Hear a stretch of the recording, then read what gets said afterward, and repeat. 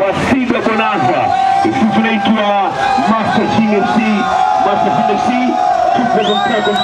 Leo tunazungumzia hatua kubwa iliyochukuliwa na Master Gym, hatua ya kuingia rasmi katika masuala ya michezo na kuanzisha timu maalum yenye lengo la kukuza vipaji vya vijana. Uamuzi huu haukuja kwa bahati mbaya, unakuja kufuatia mafanikio makubwa ambapo timu ya Master Gym iliibuka washindi katika tamasha la michezo lililoandaliwa na Sido. Ushindi huu unaonyesha wazi kuwa vijana wetu wana uwezo mkubwa, wanahitaji tu kuaminiwa, kuungwa mkono na kupewa fursa sawa.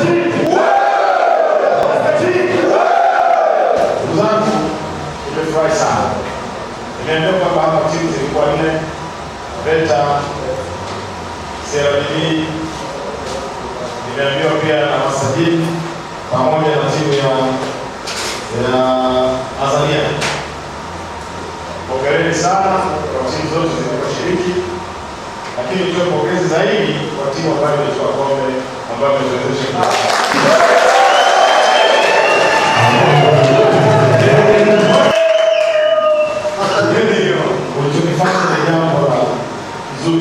Kupitia timu hii, Master Gym inalenga kufanya mambo makuu matatu.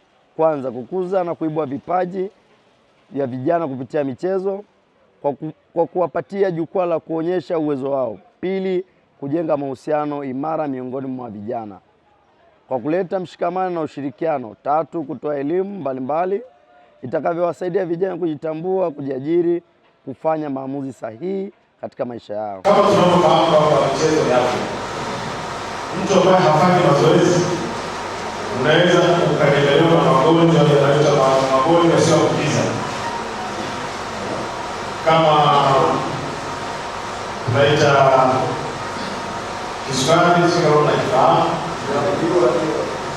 magonjwa ya presha na msongo wa mawazo.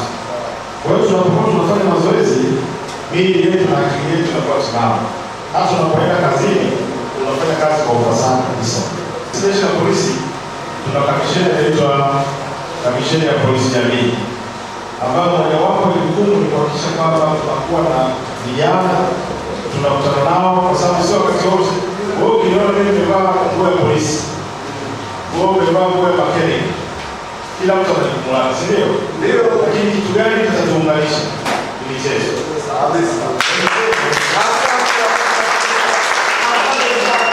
Michezo ya afya. Kwa hiyo naomba kuendelea pande wa michezo kwa vijana na tutagawa kwa walimu na pengine na wazazi. Sababu sisi hatukuliko pia pamoja na kuwa ni vijana lakini wako wazazi, ndio? Ndio. Sisi kama taasisi, moja kati ya majukumu yetu ni kuimarisha na kuboresha afya za watumishi.